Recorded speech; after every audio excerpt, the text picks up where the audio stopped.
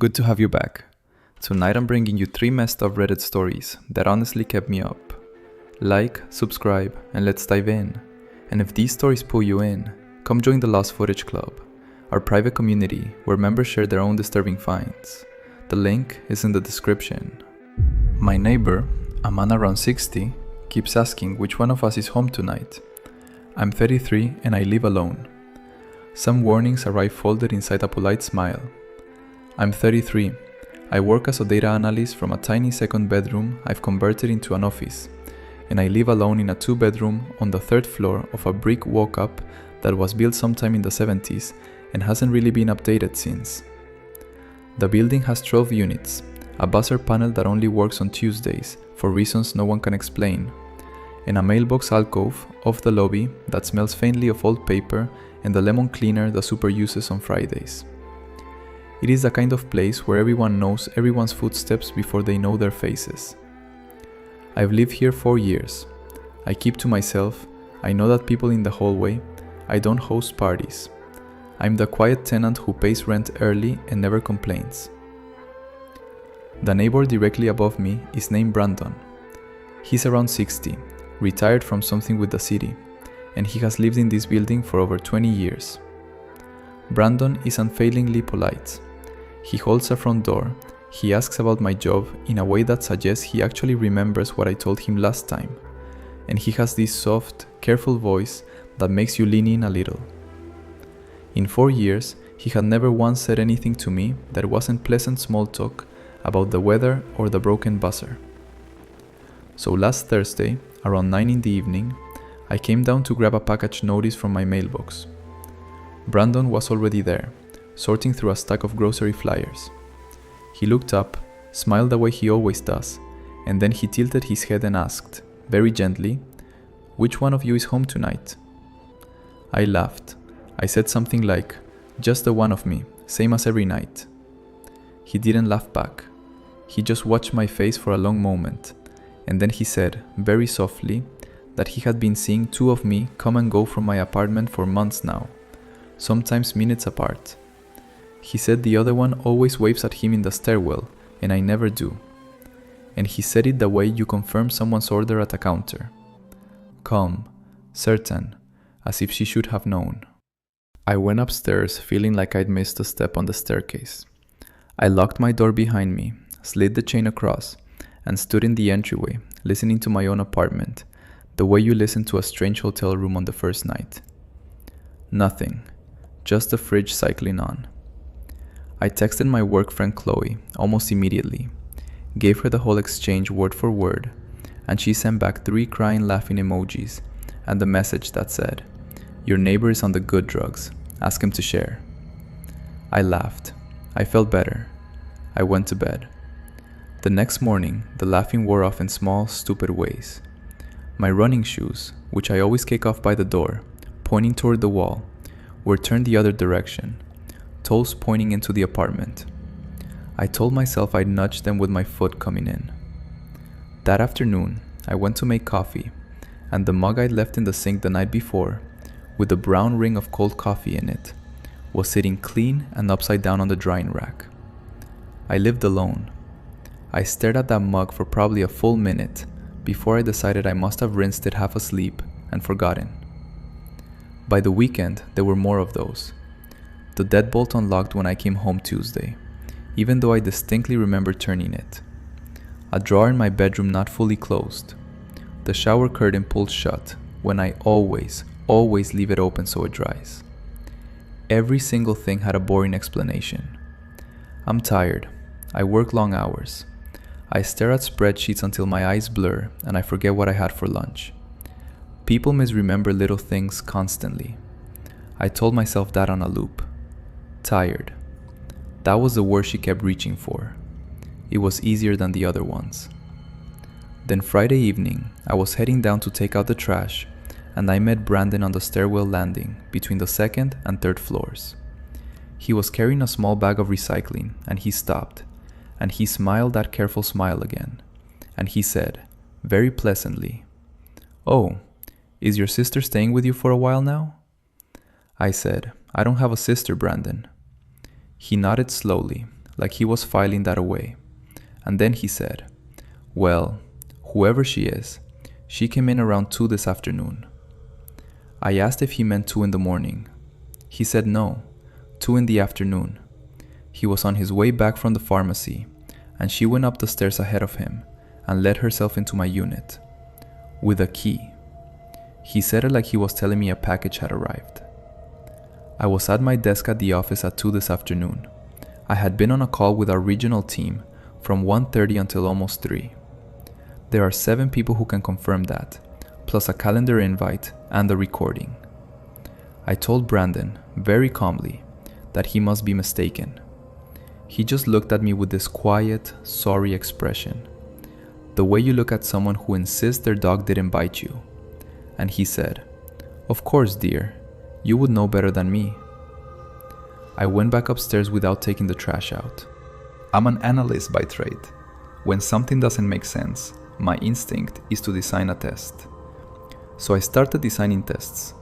Before I left for work, I would pluck a long hair from my brush and lay it across the inside of the doorframe, low, where you wouldn't notice it unless you were looking. I started a note on my phone of which lamps were on, which were off, the angle of the blinds in the living room, whether the bathroom door was open or closed, whether my laptop was centered on the desk or pushed left. Stupid, granular things.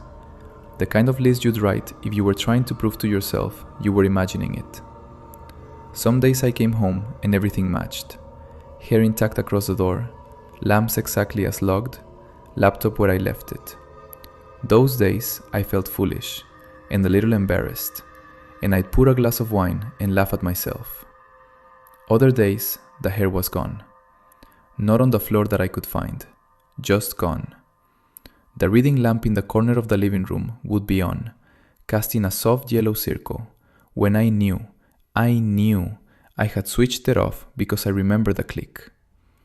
One evening I came home and the kettle was still warm. I had not made tea that morning. I don't drink tea. I called my younger brother Tyler that night. Tyler is 28. He works construction, and he is the most level-headed person I know. He listened to the whole thing without interrupting, and when I finished, he was quiet for a long second, and then he said, "Van, that is not in your head. You need to call the building manager tomorrow morning, and you need to ask about the hallway camera." He said it in a voice I had only heard him use maybe twice in my life. So the next morning, I went down to the manager's office. Our manager is a man named Doug, who is permanently annoyed at all of us for existing in his building. I told him I thought someone might be entering my unit, and I wanted to see the hallway camera footage. He sighed like I had asked him to repaint the lobby.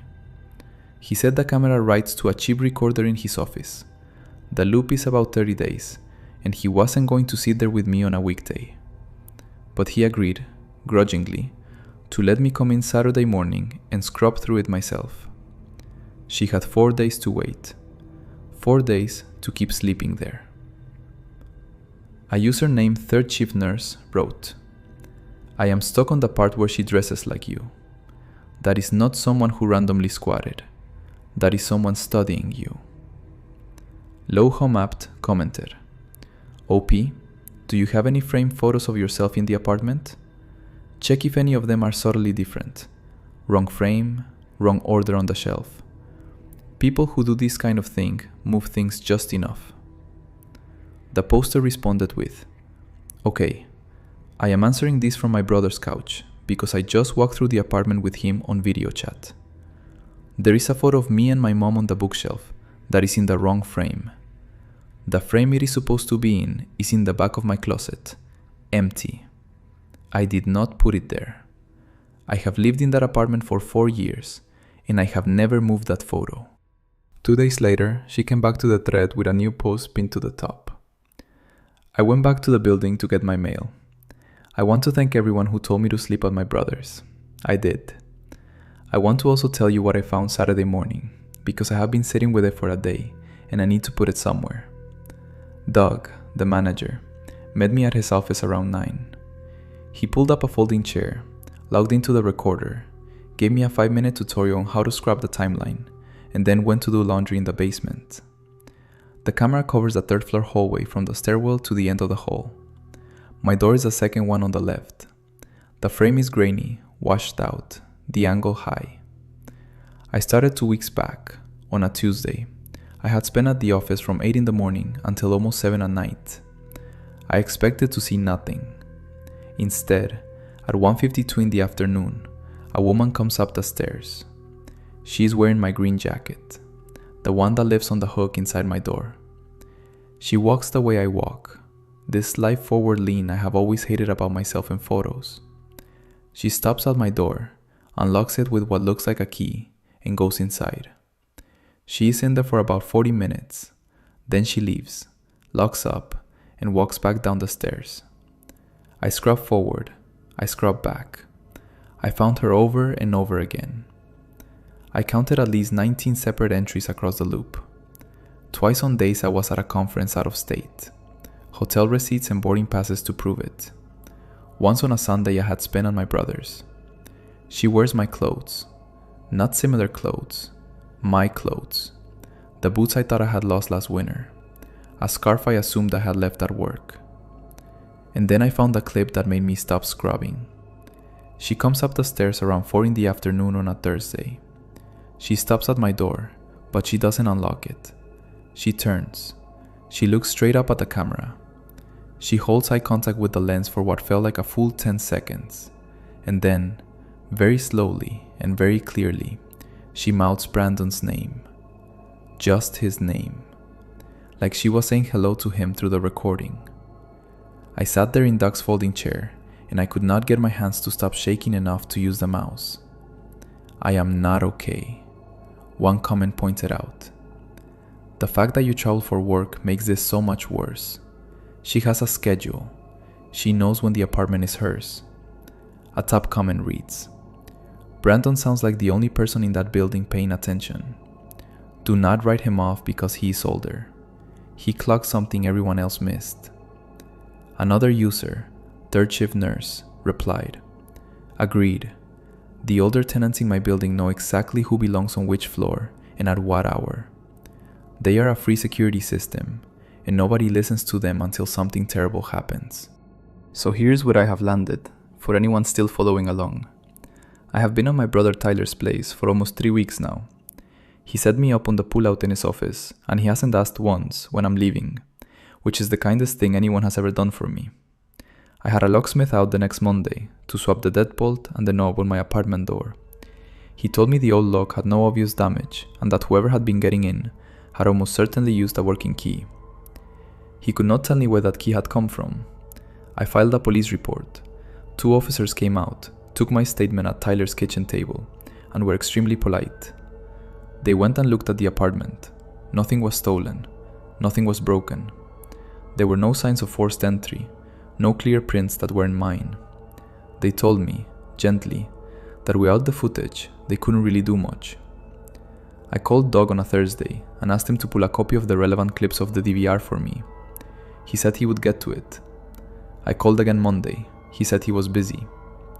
By the time I drove over the following Saturday with a USB drive in my hand, the 30-day loop had eaten the oldest week, including the clip with her face turned up to a lens. Doug shrugged at me. He genuinely shrugged. I have gone back to the building 3 times since, only to grab mail and the occasional package. Each time, I have run into Brandon. Each time he has been warm and polite, and he asks how I'm doing, and he asks about my job, and he never, not once, mentions the other one. Not a word. Like that conversation at the mailboxes never happened. I tried to bring it up once, very carefully, and he just smiled at me and changed the subject to the buzzer panel. I don't know what to do with that. I don't know who she was. I don't know how long she had a key, or where she got it, or whether she ever went back after I changed the lock. I don't know if she is somebody who was studying me from a distance, or somebody who lived in my walls in some way I cannot let myself picture, or somebody who simply wanted, very badly, to be me for a few hours at a time. I am not going back to that apartment to live. My lease ends in 4 months, and Tyler has already cleared a shelf in the bathroom. A user named Bread and Circuses wrote, I keep rereading the line where Brandon said the other one waves to him. He is not scared of her. He thinks she is you. That is the part that wrecks me. A top comment reads, I worked building maintenance for 9 years. DVRs on 30-day loops are the bane of every tenant who needs proof of anything. Get a personal camera in your own hallway, facing your door, today. And on that note, on to the next one. I, 24, male, caught my dog's pet sitter rehearsing what to say when they ask about the attic. Some houses come with rooms. Some come with answers you were never supposed to look for. I'm 24, male, and I work as a hospital pharmacist, which mostly means 12-hour overnights counting out narcotics and pretending the fluorescent lights aren't slowly killing me. I live alone in a small 2-story house I inherited last spring after my grandfather passed. Just me and Otis, a rescue mutt who is roughly the size and intelligence of a coffee table. Because I'm gone 14, sometimes 16 hours at a stretch, I hired a pet sitter back in August. Her name is Brooke. A coworker recommended her, said her dad was a friend of the family. She's quiet, early 20s, polite in that flat way some people are when they're saving their real voice for somewhere else. She has her own key. She feeds Otis, walks him, sleeps on the couch on my overnight shifts, and leaves before I get home. In 4 months, she's never once been weird. Never moved anything, never asked for more money. I should mention the attic, because that's the part that matters. The house has one. There's a hatch in the upstairs hallway ceiling with no pull cord. Painted shut so many times, the seam is basically a suggestion. My grandfather told me once, years ago, that it was sealed after a roof leak and not worth opening. I believed him. I'm a guy who lives with a dog and works nights. I do not need more square footage. I've lived under that hatch for 8 months and never thought about it twice. Last night I got cut early. A pharmacy tech called in, the census was low, my manager told me to go home at midnight. I didn't text Brooke. I figured she'd be asleep on the couch and I'd just slip in, let her finish out the shift on the clock, crash in my own bed for once before sunrise. I pulled into the driveway a little after 1. The house was completely dark. No TV glow, no kitchen light, nothing. He assumed she was asleep. She wasn't.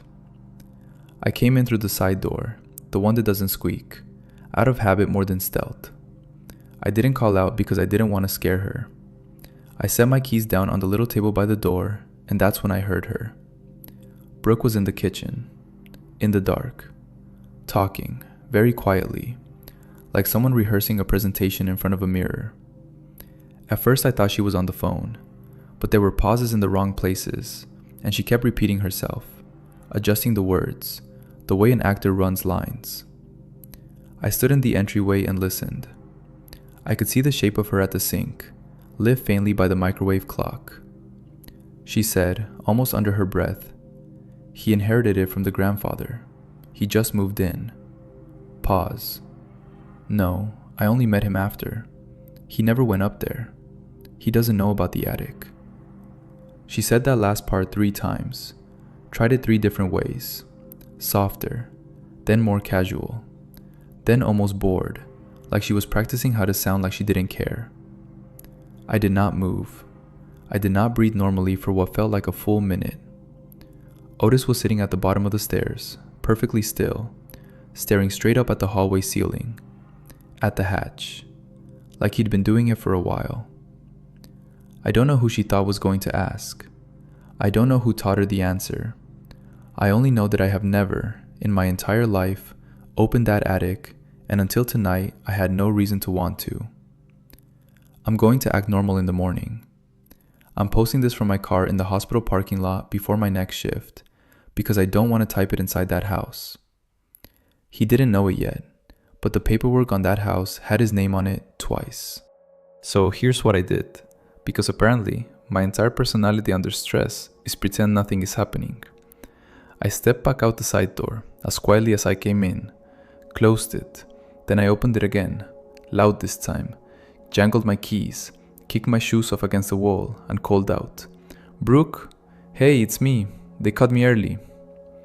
By the time I rounded into a kitchen, the overhead light was on, and she was at the sink rinsing a mug. Sleepy smile, hair pushed back, the whole bit. She apologized for dozing off, said Otis had been a perfect angel, grabbed her bag, said goodnight, was out the front door in under 3 minutes.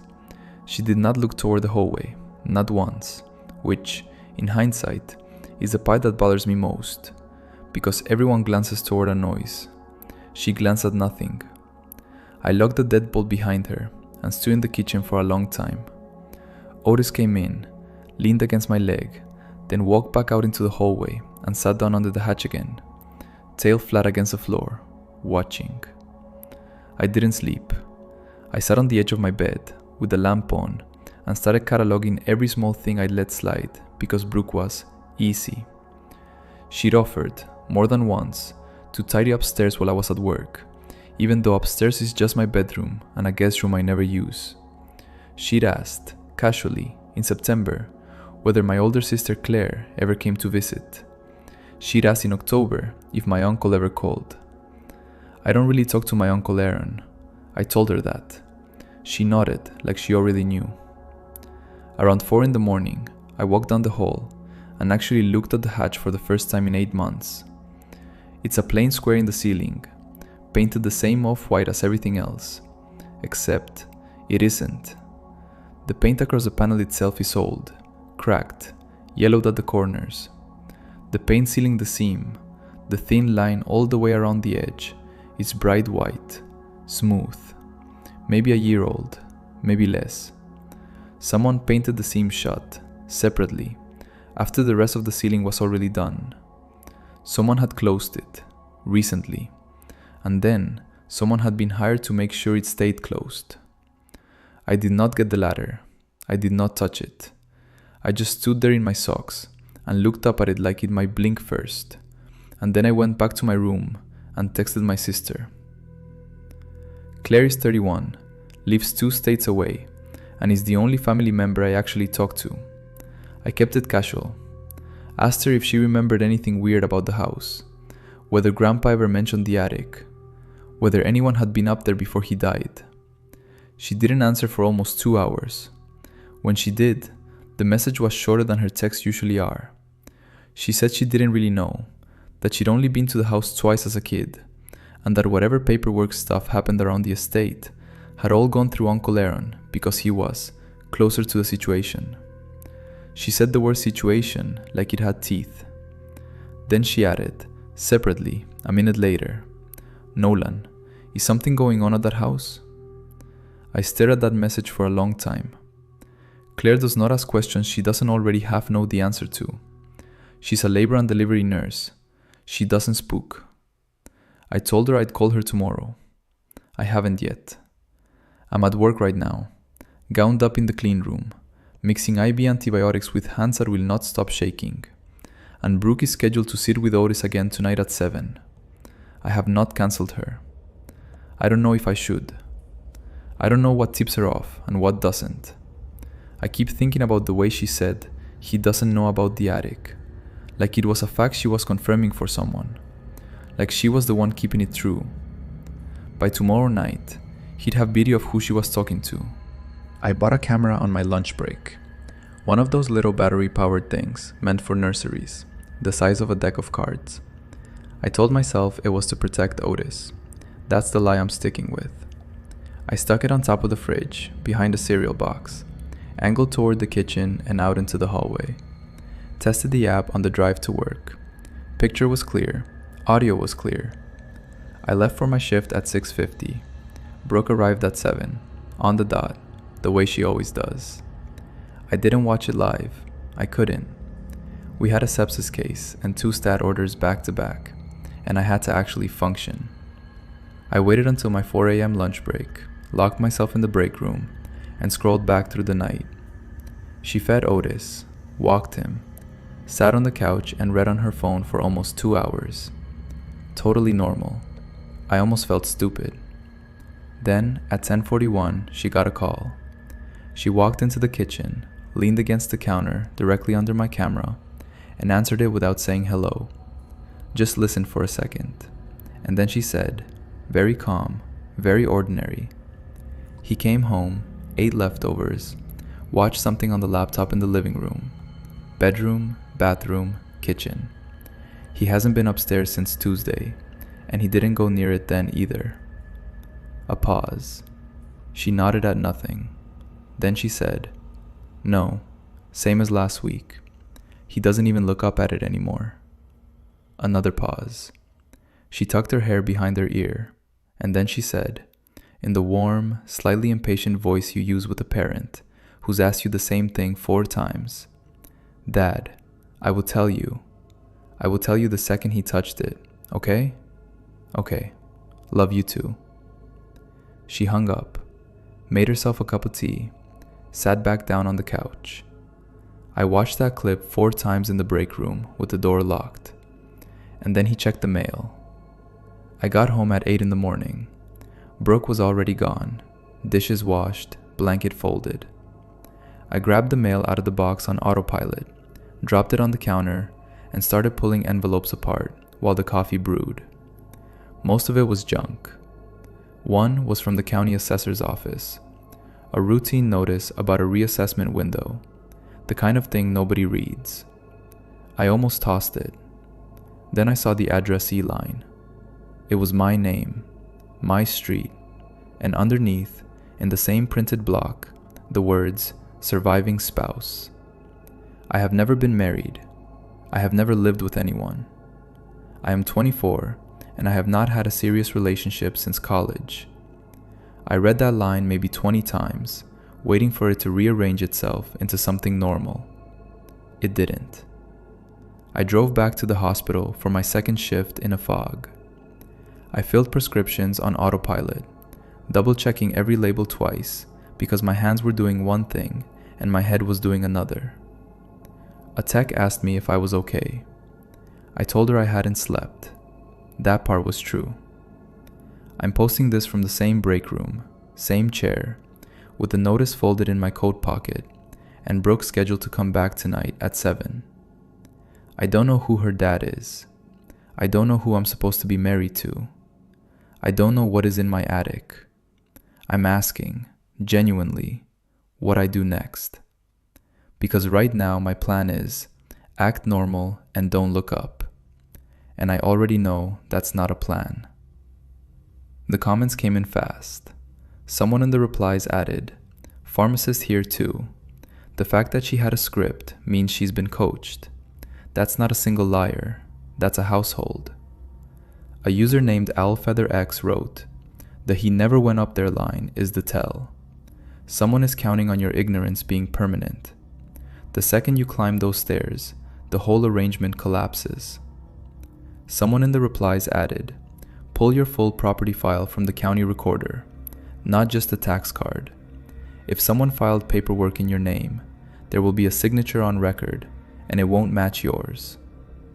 The poster responded with, "I did this at lunch today. The signature on the spousal affidavit is mine, or close enough that I had to stare at it for a full minute. Only thing wrong is the loop on the end. My uncle Aaron used to forge my mom's checks when I was a kid. I'd forgotten that until I saw it." 2 days later, he came back with an update nobody on that thread was ready for. The county clerk pulled my file. I was already a widower. I took the morning off and drove to the county records office in person. I brought my license, the assessor notice, and a printout of the spousal affidavit I'd already requested online. I told the clerk I thought there was an error on my account. I tried to sound bored. She typed my name in, frowned at the screen, then went into a back room and came out with an actual paper file. Not a folder, a file, almost 2 inches thick. She set it on the counter between us with both hands. The top document was a marriage certificate, dated a little over 3 years ago. My full legal name, my correct date of birth, my old college address. The other name on it was a woman called Claire Marie. I have never met anyone by that name. I told the clerk that out loud, like saying it would change what was printed.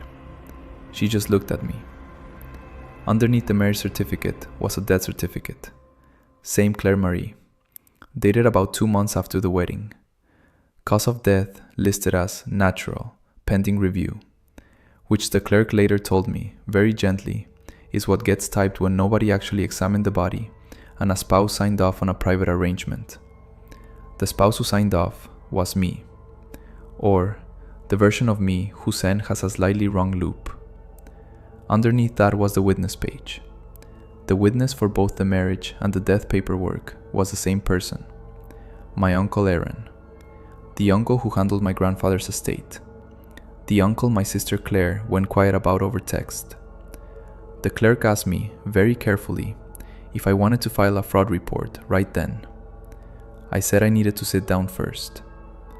I went out to my car and I sat in the parking lot for what my phone later told me was 46 minutes. Here's what I understand now, and I'm typing it because saying it out loud in my own house is not an option. My uncle used my name 3 years ago to legally marry a woman I have never met. 2 months later, he used my name again to legally bury her. The house I inherited from my grandfather is in my name.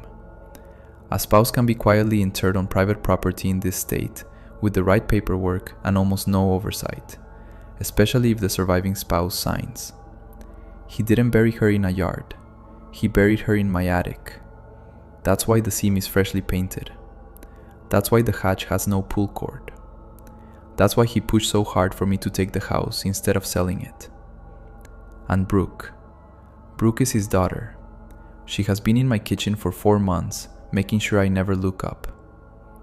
I'm not going home tonight. I'm at a hotel. Otis is with me. The camera is still running. The thread doubled overnight. Someone in the replies added, "The dog staring at the ceiling is the part that's going to live in my head. Dogs know what's above them. They always do." Claire's lament commented, "Check if there's a life insurance policy in your name too. People who forge a death certificate usually forge the payout next." Burnt Toast commented, "She wasn't talking to herself. She was practicing for an interview she knew was coming. Question is, who she expected to do the asking, you or cops?" Someone else added, "It's cops. Nobody rehearses, he never went up there for the homeowner." That sentence is for a detective sitting across a table. She was getting ready to throw him under a bus that hadn't arrived yet. I called the police from the hotel parking lot before I even checked in. I read them the marriage certificate number, the death certificate number, the witness name. I told them I had not opened the attic, and I was not going to. The dispatcher kept her voice very even, which is how I knew she believed me. 2 detectives met me at a diner an hour later. I gave them my house key, the camera login, the spousal affidavit, and the clip of Brooke saying, "Dad, I will tell you the second he touched it." One of them watched it twice, then quietly stepped outside to make a phone call. They went to the house that afternoon with the warrant and the forensic team. I was not there. I sat in the booth eating fries I could not taste, while my sister Claire drove 6 hours through the night to come sit with me. She walked in around 2 in the morning, looked at me, and said, "I should have told you what Aaron was. I am so sorry." That was the closest we have ever been. They opened the hatch with the pry bar. The seam came away clean.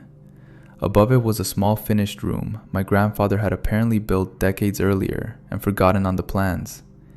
Inside that room, wrapped and boxed and labeled with my forged signature on the outside, were the remains of a woman. Her name really was Claire Marie. She had a family in another state who had been told 3 years ago that she had eloped and cut contact. They arrested my Uncle Aaron at his house the next morning. He did not resist. He asked, on the way out, whether Brooke was all right. Brooke was already gone. Her apartment was empty. Her phone was off. The car registered to her was found 2 weeks later at a long-term lot near the airport. No one has seen her since. The detective working the case told me, off the record, that she is probably fine, and that fine in this context means somewhere I will never run into her again. The paperwork side is the part nobody warns you about. It took 18 months to legally unwind the marriage and the death certificate. For more than a year of that, on every form, in every system, I was listed as a widower. I had to disclose it on the mortgage application. I had to explain it to a dentist. I am 24, and there is a woman I never met whose last legal tie to the living world was my name, and untying that knot was slower than burying her would have been. I sold the house at a loss. I could not sleep under that hallway again. Otis came with me, of course. He still sometimes stops in a new doorway and looks up, and I have to remind myself that ceilings are just ceilings now. I work day shifts at a different hospital. I flinch a little every time a patient hands me an ID. Names are thinner than people think. Quiet Hannah commented, "Please do not go into that attic alone. Whatever is up there, you want a third party present when it's opened. Witnesses protect you legally." Rural Recorder commented, "I work in the county clerk's office. A widower filing without ever appearing in person is rare, but possible if someone has your social and the notary in their pocket. Look for the notary stamp." On to the next one. An app keeps recommending me videos filmed inside my own apartment, and I, 37, female, think I finally know who's uploading them. Some hauntings don't come from old houses. Some come from your own phone. Hi, I'm Olivia, 37, freelance graphic designer. I've been living in the same basement studio for almost 6 years now, sharing it with my best friend Megan. We've been roommates for 8 years across 3 different places, which honestly feels longer than most marriages I know about. The apartment is small. 1 main room, a galley kitchen, a bathroom you can touch both walls of, and a sectioned off sleeping nook for each of us behind those Japanese-style sliding screens. It gets 1 strip of natural light through the half window above the sink, and I love it in a stupid, possessive way. I work from bed most days. Laptop on my thighs, second monitor on a stool, cold coffee within arm's reach. My whole job is making other people's small businesses look pretty, so I scroll a lot of design feeds for inspiration. That part matters. About 3 months ago, I downloaded this niche app called Nestfeed. It's basically short, silent video clips of cozy interiors, reading nooks, plant corners, that whole soft-lit aesthetic. No music, no voiceover, just slow pans across rooms. Perfect background scroll for when my brain is mush. I'd open it maybe twice a day, save a few clips to a mood board, close it. The first weird clip showed up on a Tuesday. 15 seconds, a slow pan across a kitchen counter. Wooden cutting board, kettle, one of those ribbed glass canisters for pasta.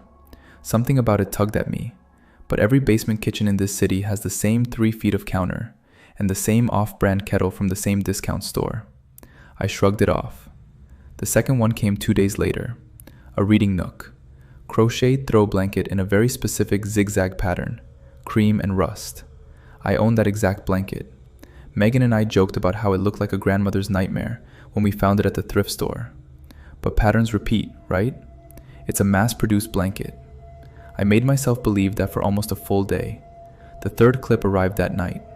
I was lying in bed, half watching the app autoplay, when the camera began another slow pan. Beige wall. Crooked little frame print of a botanical sketch. The one I bought at a flea market 4 years ago because the frame was cracked and the seller knocked it down to $2. Then the camera kept moving. Past my desk. Past the stool with my cold coffee on it. And then across a bed. My bed. The patchwork quilt my late aunt made. The one with the off-center yellow square because she ran out of fabric. And under that quilt, curled on her side with one arm hanging off the mattress, was me, asleep. I sat up so fast my laptop slid onto the floor. I rewound it, played it again. It was definitely me. My hair, my shirt, my specific dumb sleeping pose. The clip was 15 seconds long, perfectly steady, like someone was just slowly walking past with a phone held at waist height. I checked the upload timestamp. 2 nights ago. Tuesday, late, around 1:30 in the morning. I tried to remember Tuesday night. I had gone to bed early because I had a client call the next morning. Megan had been home. She'd made tea. I remember the kettle. I'm sitting in the bathroom right now typing this because it's the only room with a lock, and I don't know what to do. I haven't said anything to Megan yet. She's in the kitchen humming. I can hear the kettle again. She didn't sleep. She cataloged. I stayed in the bathroom for almost 2 hours that first night. When I finally came out, Megan was already asleep behind her screen, breathing slow and even, and I just stood in the dark, watching the lamp of her shoulder rise and fall. I felt insane. I felt like the kind of person who needs to be told gently to drink some water and call her doctor. I went back to bed and rewatched the 3 clips, probably 40 times.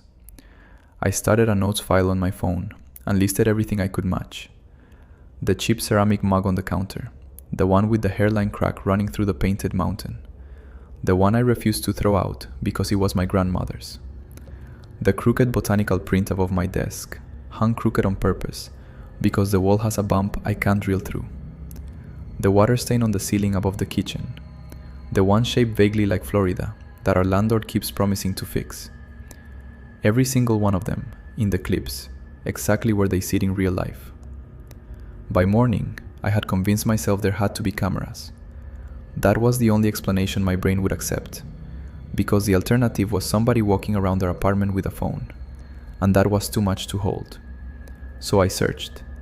I waited until Megan left for her shift at the bookstore, and then I went methodical. I climbed onto the counter and unscrewed the smoke detector. Nothing inside but a 9-volt battery and a lot of dust. I checked every vent cover. I checked the inside of the lampshade above the kitchen table, the one I'd suspected first because it has a weird gap in the stitching. I checked behind the frame prints, under the lip of the bookshelf, inside the houseplants. I took apart the smart speaker we never use and looked at the guts of it. Nothing. No little blinking lens, no extra wires, no foam pads where a small device might be stuck. That should have made me feel better. It made me feel worse. So she stopped searching the room and started searching the account. The uploader's handle was something soft and unmemorable. Lowercase, plant emoji, no real name. The profile picture was a cropped photo of a candle. I started scrolling. There were dozens of videos, dozens, going back almost 8 months, all silent, all 15 to 30 seconds, all titled in that breathy aesthetic account voice. Cozy basement morning, rainy day studio aesthetic, soft light, slow life, Sunday reset in a small space. Each one had view counts in the hundreds of thousands. One had crossed 2 million. I started watching them in order, oldest first, with my hand pressed over my mouth like that would help. A pan across our kitchen window with the rain running down it. That was March, because the succulent on the sill is still alive in the clip, and ours died in April.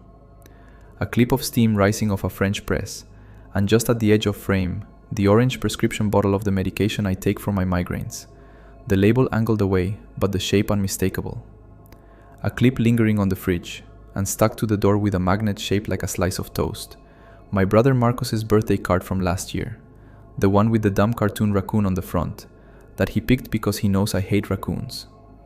A clip of my own desk, my sketchbook open, a half-finished logo for a client I'd signed in February. 2 million views on a clip of my migraine pills and my coffee. I sat on the bathroom floor again. I didn't cry. I just stared at the tile and tried to count how many people on the internet had walked through my home without knowing it was a home. If there were no cameras, the camera was a person, and a person had to be somewhere. I went into designer mode. It's the only mode I have when I'm scared. I made a spreadsheet, columns for upload date, title, runtime, what objects were visible, and one column I labeled camera behavior. Then I rewatched every clip on the account, slowly, scrolling frame by frame on my laptop. The pattern was immediate. Every single clip was filmed at roughly the same height, somewhere between 4 and 5 feet off the ground. The motion was smooth, but not gimbal smooth, more like a person walking carefully, the tiny natural sway of a hand. Nothing static, nothing well mounted. No hidden lens could move like that, drifting from the kitchen counter into the hallway, panning past the bathroom door, slowing down at the sketchbook on my desk and lingering. Whoever was filming was walking through my apartment, at chest height, with a phone. I sat with that for a long time before I let myself think the next part. The lighting in some clips was daytime, when I work from bed, which means the person filming was there while I was there, walking around me. And I had never noticed because the only person who ever walks around me while I work is Megan. I tried to give her every out. Maybe someone had her keys copied. Maybe our landlord. Maybe a cleaner she'd hired without telling me. I sat on the floor and made myself say all the other options out loud, in order, like a prayer. Then I texted Grace. She's a client of mine who turned into a real friend over the last 2 years. The kind of friend who lives across the city and has zero overlap with my home life. I sent her 3 thumbnail screenshots and just wrote, "Am I losing it? Does anything in this look familiar to you?" I didn't say from where. She replied in under a minute. "That's your cat lamp, the little ceramic one." "Olive, why am I looking at your cat lamp on some random aesthetic page?" The lamp was a gift from Megan, 4 Christmases ago. I went back to the uploader's bio. I had skimmed it twice already and seen nothing useful. Just a quote about slow living and a little link shop selling knitted coasters. The shop. I clicked through. The shop name was something like Ferns and Feltworks, and the second I read it, my stomach folded in on itself, because I had heard that name before. Megan had used it years ago, back when we first moved in together, for a brief obsessed phase where she was going to sell handmade plant cozies on the internet. I remembered her asking me to design a little logo for it, for free, as a favor, and I'd done a quick wordmark on my lunch break. She abandoned the shop within 3 months. I had not heard her say that name in at least 5 years. I am writing this from a coffee shop 2 blocks away. I told Megan I had to meet a client. She waved at me without looking up from her book. The clip of me sleeping is still up. The view count went up by 4,000 since this morning. I don't know what to do. I don't want to confront her in our apartment. I don't want to call the police and have nothing to show them but a spreadsheet and a vibe. I'm screen recording every clip on her account right now, in the bathroom of this coffee shop, in case it all disappears the second she figures out I know. Someone in the replies added, 8 years of friendship and she was filming you sleep. I feel sick for you. A user named DustCollector wrote, check the smoke detector and any decorative plants near your bed.